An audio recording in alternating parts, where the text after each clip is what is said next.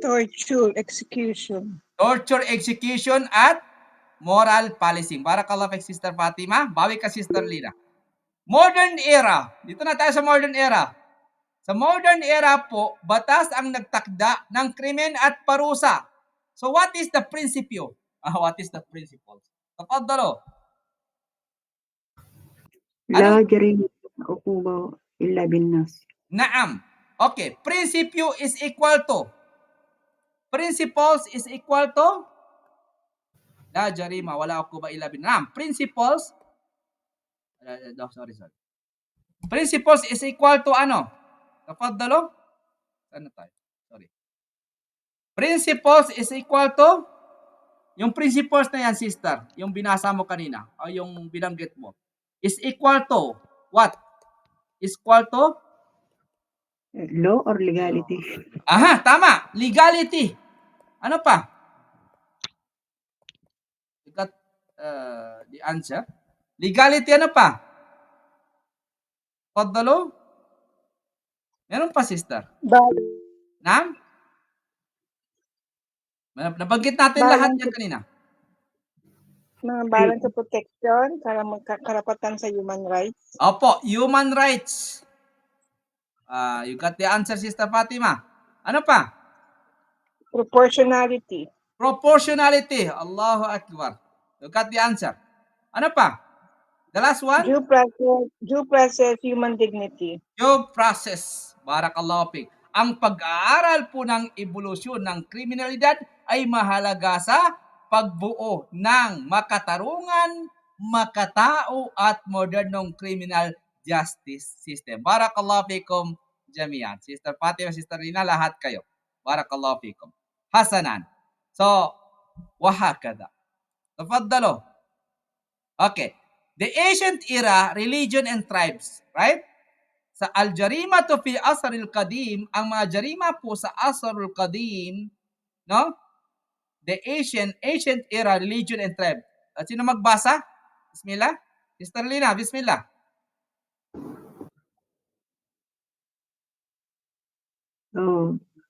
Bismillah. Ancient era, religion and tribe. In ancient civilizations, the concept of crime was inseparable from religious belief systems and tribal organization. Crimes were not merely violations of social order, they were affronts to the gods, ancestors, and the sacred bonds that held communities together. Tribal societies operated on principles of collective responsibility. An offense committed by one member could bring divine wrath or retribution upon the entire group. This interconnectedness shaped how communities responded to wrongdoing, emphasizing restoration of balance and appeasement of supernatural forces. Key characteristics. Barakallahu fiik. Okay na yan. Okay, barakallahu fiik. Key characteristic lang. Barakallahu fiik, Sister Lina. Lahat kayo? Okay. Sa ancient era po, religion and tribe. Religion and tribe. Al-jarimatu fil asr al-qadim. Sa sinuunang panahon po, ang krimen ay hindi hiwalay sa relihiyon at organisasyong pangtribo. Religion and tribe. Ang paglabag sa batas ay itinuturing na paglapastangan sa mga Diyos. Mga Diyos, kasi marami silang Diyos, no? Lalo na sa Europe. Mga ninuno, ancestral spirits, banal na tradition, at kaayusan kosmiko, no? Cosmic order. Ang hustisya ay higit na religious sacred kaysa legal sa modernong kahulugan po. Sa religious authorities as judges and lawmakers, as-sultatud diniya kaqudatin wawda'i kawahanin sa Arabic. Religious authorities as judges and lawmakers, no? Bima'na in Arabic, sultatud diniya kaqudatin wawda'i kawanin. Ano ibig sabihin niya? Sa sinaunang lipunan po, ang mga pari, pinunong espiritual o tribal elders ang nagtatakda kung ano ang krimen. Nagdi-decide ng parusa. Nagpapayo kung paano papatawan ng kaparusahan na kaayon ng kagustuhan ng mga Diyos. Hindi pa umiiral ang state court. Hindi pa umiiral ang state courts or codified laws. Ang relihiyon ang siyang batas. Anong legal term natin dyan na maibigay? Theoretical justice. Theocratic justice. No? Al-adalatu theocratiyah. In Arabic, al-adalatu theocratiyah. Theocratic justice, hustisyang batay po sa relihiyon. So, yan ang legal term natin dito. No? Bila akhirihi. Theocratic justice. Al-adalatu theocratiyah. Hustisyang batay po sa relihiyon. Sacred law. Meron silang al-kanun al-muqaddas. No? Sacred law. Meron silang sacred law na tinatawag na kanun al-muqaddas sa Arabic. Meron silang customary law, al-kanun al-urfi. Ano yung kanun al-muqaddas? Batas ng mga Diyos o pari. Batas ng Diyos o pari. Sa customary law po, sa kanun al-urfi, tradition bilang batas. Anong halimbawa niya? Ang halimbawa po niya, ikhwani wa akhawati, kung ang isang tao ay nagkasala sa tribo. No? Kung ang isang tao ay nagkasala sa tribo, ang punong pari ang magdideklara kung galit ang mga Diyos at kung kailan ng ritual para mapatawad ang komunidad. Ano sa palagay niyo sa panahon na yan? Hirap, no? Barakallahu fikum. Okay. Buna tayo sa number 2. Sa punishment po designed to restore cosmic order. Punishment designed to restore cosmic order. Al-uqubat al-musammama li'adati at-tawazuni al-kauni. Para sa mga sinaunang lipunan, ang krimen ay hindi simpleng paglabag para sa kanila. Ang krimen ay hindi simpleng paglabag. Ito ay pagkasira ng kaayusan kosmiko. Kaya ang parusa ay dapat mag-ayos muli ng relasyon ng tao sa mga Diyos. Mga Diyos daw. Magbalik ng harmony sa tribo. Umiwas sa divine punishment. No? Ano yung divine punishment doon? Sabi nila, kidlat, tagtuyot, sakit, at marami pang iba. So ano ang legal term natin maibibigay dyan? Al-adalatur ruhiyah. Restorative spiritual justice. Yun ang kanila. Restorative spiritual justice, al-adalatur ruhiyah, al-islahiyah. Cosmetic balance principle, mabda'ut tawazun al-kauni. Cosmic balance principle, mabda'ut tawazun al-kauni. Anong halimbawa niya? Kung may nakagawa ng pagnanakaw, maaring pag-isahin ang tribo sa purification ritual. Yan ang halimbawa natin dyan. Kung may nakapatay naman, ang pamilya ay kailangan maghandog ng animal sacrifice para hindi parusahan ng langit ang buong lipunan. Marayokum. Ano sa palagay niyo, ya ikhwani wa akhawati? Tafaddalo, comment kayo, comment. Taalikat. Sister Fatima, tafaddal. Anong comment mo sa panahon na yan? Parang jungle law din po, Doc. Aha, al-kanunul gaba. Jungle law. Opo, jungle law sila. Opo. So, okay. Continue tayo, Sister Lina. Barakallahu fiqh. Pangatlo tayo, collective accountability in tribal structure. No? Collective accountability in tribal structures. Al-mas'uliyatul jama'iyah fil binyatil kabaliyah. No? Ang pagkakasala ng isang tao ay naging kasalanan ng buong tribo o pamilya. Ano yan? Ang pagkakasala ng isang tao ay naging kasalanan ng buong tribo o pamilya. Ano yung sinabi niya nung panahon na sa elementary o sa high school na ba yan? Ano yung motto nila? One. All for one. Ano sa palagay mo, Sister Alina? Mahirap yan. So, ang konsepto ay ano? Clan? Ano? Clan? Responsibility. Ano pa? Collective? Anong collective? Liability. Ang dahilan po, naniniwala sila na ang galit ng Diyos ay tatama hindi lang sa gumawa, kundi sa buong grupo. Ano sa palagay niyo? Comment daw kayo. Walang problema, Sister Delisa. Okay, ang dahilan po nila, naniniwala sila na ang galit ng Diyos ay tatama hindi lang sa gumawa, kundi sa buong grupo. Marayo ko. Kaya tinawag sila, may legal terms natin dyan, collective liability. Al-mas'uliyatul jama'iyya o tribal distribution at ta'athurul kalbi, clan-based justice system. Tafaddal. Sino yan? Akh Salahuddin, tafaddal. Ano po, Dok? Meron ka sabihin? Anong comment mo dyan? Noong unang panahon Wala po, po, Dok. naniwala sila na ang galit ng Diyos ay tatama hindi lang sa gumawa, hindi lang sa isang tao, kundi sa buong lipunan or community. Ano sa palagay nyo? Yan ang paniniwala nila. Ano sa palagay nyo? I-connect daw nyo sa Islam. Okay. Okay. Halimbawa niyan, Sister Fatima?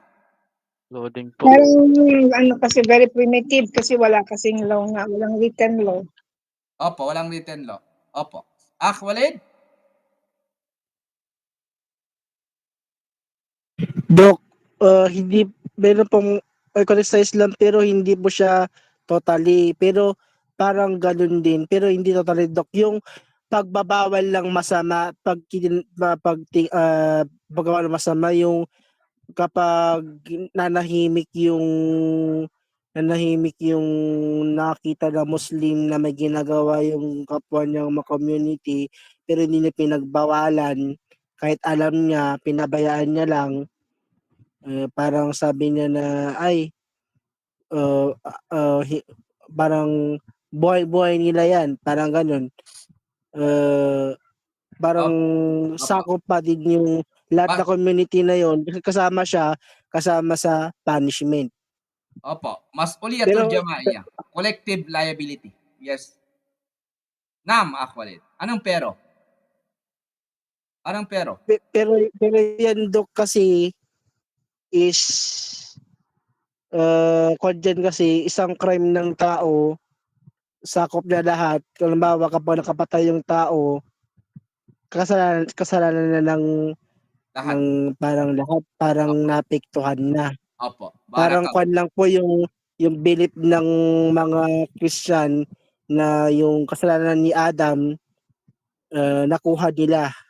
Opo. Parang gano'n. Opo. Opo. Problema yung Barakallah fix. Akh Walid. Naam. Okay. Halimbawa niyan, kung ang isang miyembro ay nakapatay, no? Ang kabilang pamilya ay maaring maghiganti sa kahit sinong kaanak niya. Hindi personal, kundi interfamily conflict. Nangyayari yan sa Pilipinas. Nangyayari ba hindi? Sa modern era. Nangyayari po yan, Dok. Opo, nangyayari. So, ganun Diba din. di ba Dok, yan yung tinatawag nilang yung sa South ba yan, Rido? Rido. Opo.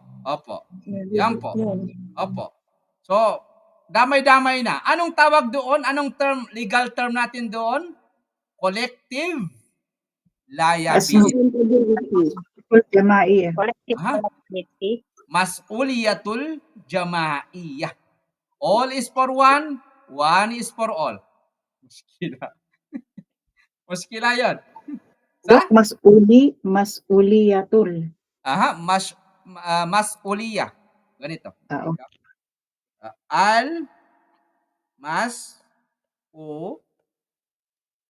Dakika, walang hamza. Andito na si hamza. Al-mas'uliyatu, ganyan, al-jama'iyatun.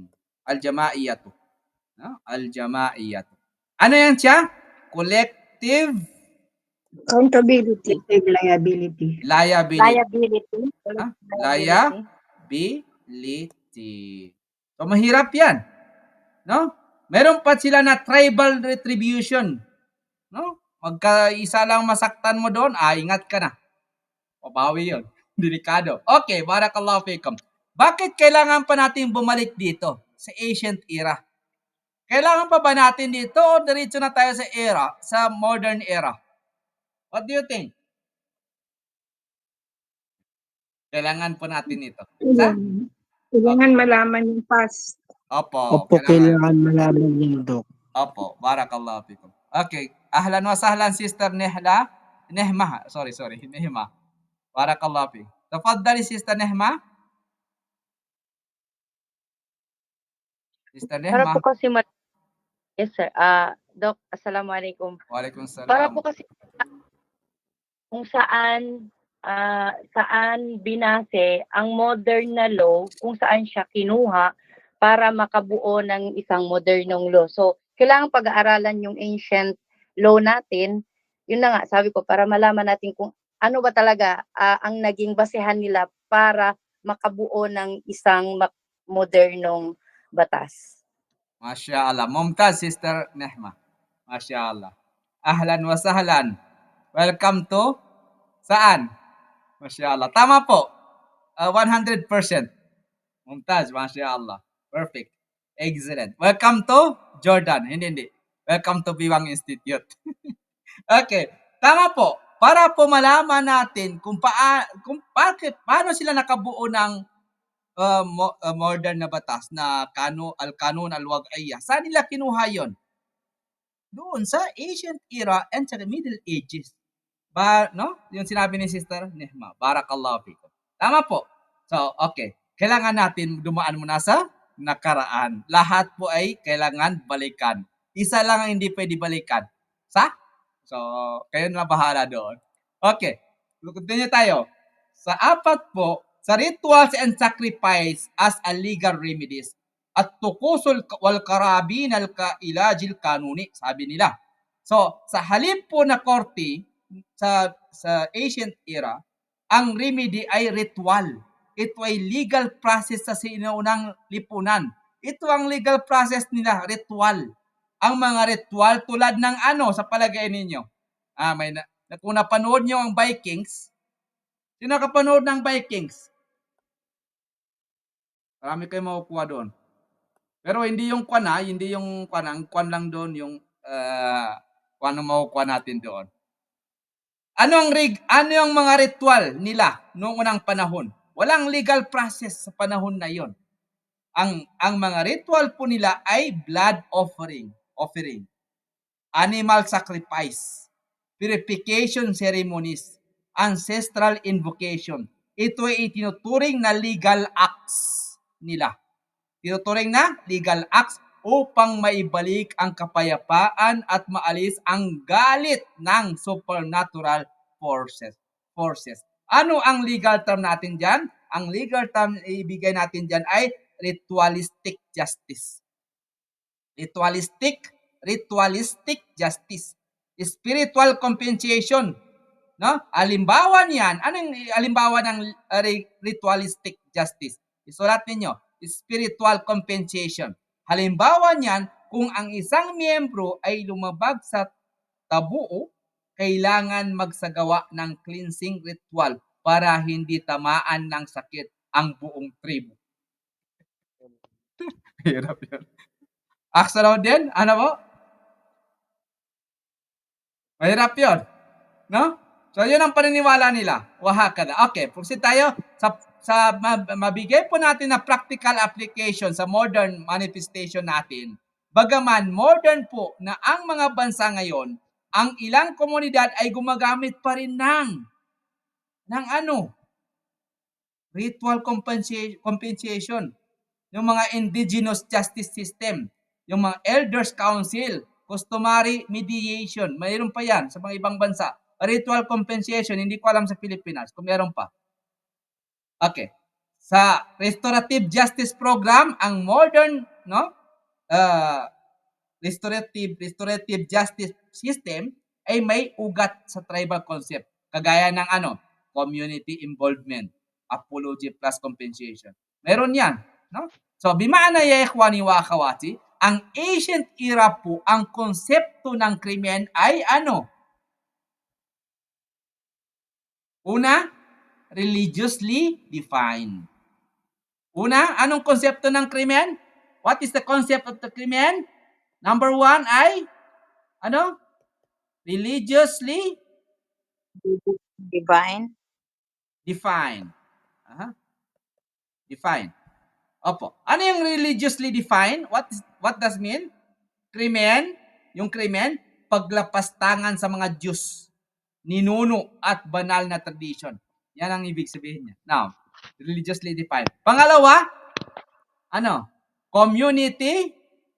Anong community yan? Based. Hindi personal ang kasalanan. Tinuturing itong kasalanan ng ano?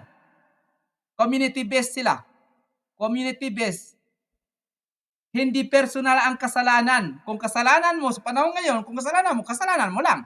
Pero sa panahon ngayon, hindi. Ang kasalanan mo ay tinuturing itong kasalanan ng buong tribo mo. Allah mustad. Hirap, no? Okay. Sa pangatlo po, meron sila restorative and ritualistic. Pangatlo ay meron silang restorative at saka ritualistic.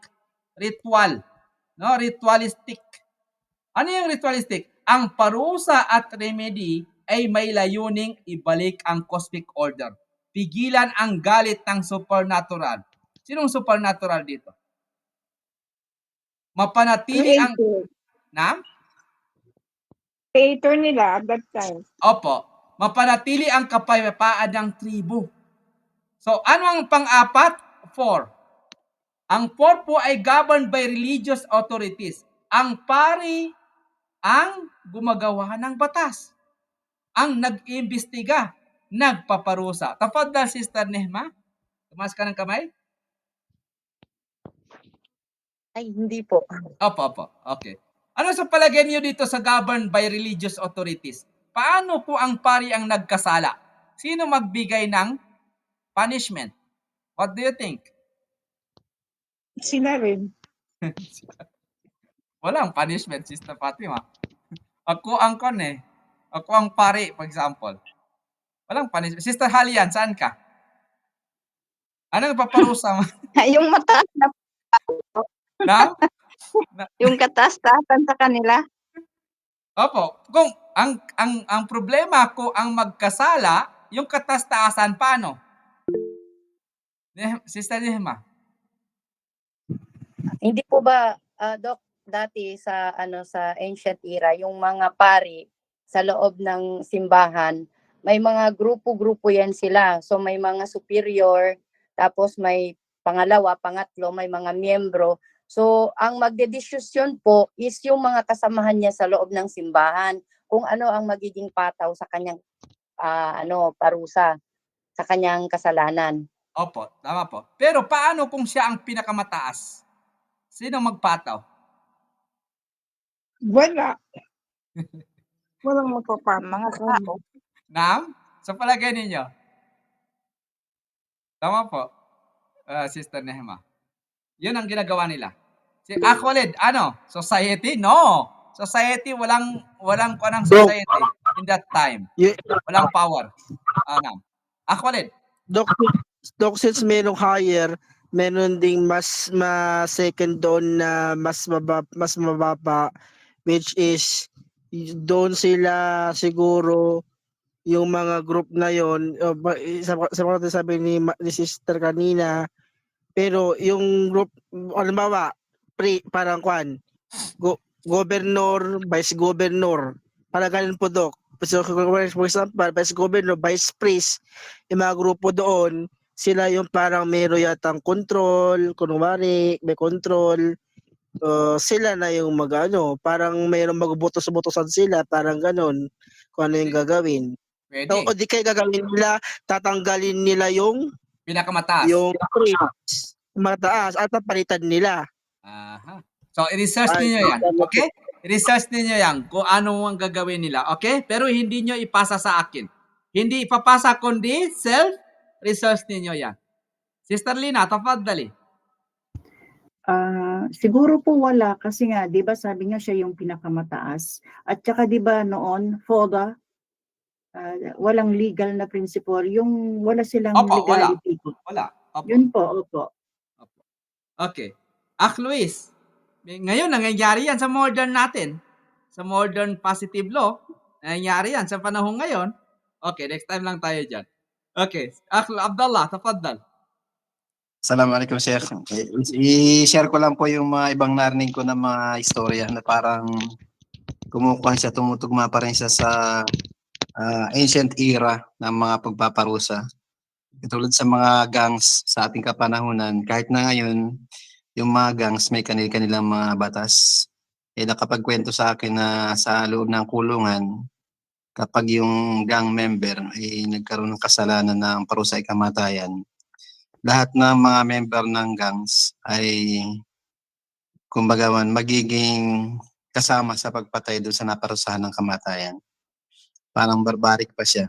So, parang nagde-decide lamang kung sino yung mga pinuno ng mga gang. Pero yung sa charge na mga pagbabatas o sa religious na pagbabatas at paghuhukom ay na-abolish na po siya sa Pilipinas at meron na po siyang tinatawag na state church separation na kung saan hindi na po na mamamahala ang simbahan sa paggawa ng mga batas na pambansa. Pero yun po ay naging isang malaking suliranin noong panahon na ang mga Muslim ay humihingi ng karapatan. Dahil ang mga Muslim hindi naman pwedeng mamuno, hindi naman pwedeng mamuhay na makatarungan nang hindi susunod sa religion, sa itinuturo ng religion natin.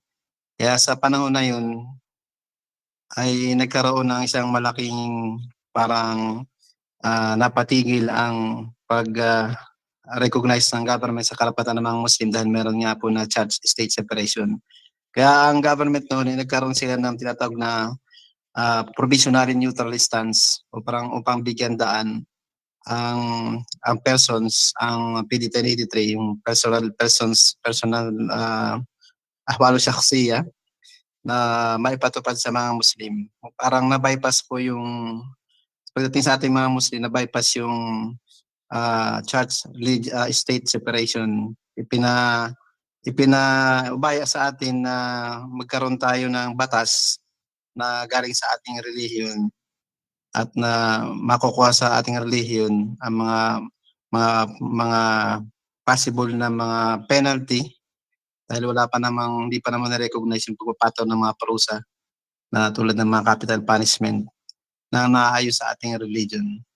Parang yun lang po yung medyo kaugnay siya sa mga topic na napag-uusapan natin. Assalamualaikum. Barakallahu fikum. Waalaikumsalam warahmatullahi wabarakatuh. Naam. Mumtaz, Luis. Barakallahu fikum. Sabi ni Sister Nehma kanina, so dito po kinuha yung modern na batas natin sa ancient era at saka sa Middle Ages. So paano? Ang tanong, the question with 1 point, kung sino makasagot. Lahat nito ay napag-usapan na natin kanina, no? Ang ancient era po ay mahalaga dahil dito natin nakikita. Ang ancient era po ay mahalaga dahil dito natin nakikita ang pinagmulan. Anong pinagmulan? Pinagmulan ng konsepto, no? Pinagmulan ng konsepto ng may 4 tayo diyan. Nabanggit natin kanina. Tafaddalo. 1 point 'yan. Kung masagot mo yung 4 diyan ay may 2 points ka na. Tafaddalo, sino magsagot? Ito ang unang hakbang tungo sa pagbuo ng modern criminal justice system. Dito nila nakuha. Na? Ito ang unang hakbang tungo sa pagbuo ng modern criminal justice system. Naisulat natin yan kanina. Sister Nehema. Tafaddali. Nagtaas kang kamay. Structure. Okay. Si Salahuddin, gentleman first. Okay, Salahuddin, ano siya? Tribal? Tribal structures. Hindi pa. Malapit doon. Tribal elders. Yung Malapit doon. collective accountability. Accountability. Anong accountability yon? Ayusin mo konti. Collective. Collective. Anong collective? Product. Anong collective? Accountability. No? Anong collective yon? Hindi accountability. Collective? Anong pangalan? Collective liability po. Collective liability, Doc. Okay, collective Collective liability. liability. Okay, hati kayo ni Sister Halian. Sister Dayan, 0.5 sila. Saan Okay. yan? Dito, alhamdulillah. Barakallahu fikum. Okay, basta may kwan. Anong tawag doon? Yung may kahati. Hati din saan? Saan hati ikhwani wa akhwati? Sharing po. Sharing is caring. Sister Nehma, ano ang number 1? Tafaddal. Bawi ka. Yung sa collective liability. Opo. Collective liability din? Kanina nasabi mo? Nagsabay kayo? Opo. Okay, 0.5. Sister Dayan, 0.5 din Sister Nehma. Nasabi niya yung collective liability. Okay. May- Tatlo kayo. Okay, dagdagan mo Sister Nehma? Dagdagan mo ng May tribal retribution din as well. tribal retribution. Okay. Baguhin mo. Another term.